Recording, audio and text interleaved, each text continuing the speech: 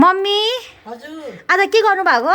आज चाहिँ यो किचन ऱ्याक हो के हो त्यो सफा गरेको ए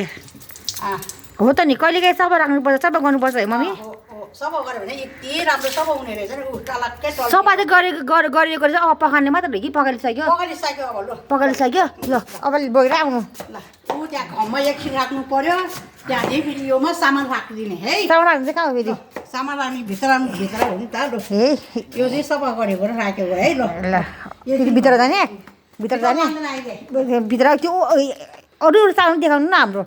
गिलासहरू यो ऱ्याकमा चाहिएको सामान हो यो चाहिँ यो चाहिँ ऊ यो चाहिँ सबै अहिले सफा गर्ने हो पनि यो सफा भइसकेको सफा भइसक्यो यो यता सफा गरेर यता पनि यता फेरि ल किचनहरू देखाउनु न त किसान ऊ यहाँ धाराहरू पनि छ भनेर हुनु छ अहिले चाहिँ अनि यो यो चाहिँ यहाँ त्यो ऱ्याक राख्ने ठाउँ हो किचन अहिले एउटा बाबु चाहिँ खाना खाएकै छैन त्यो गिलास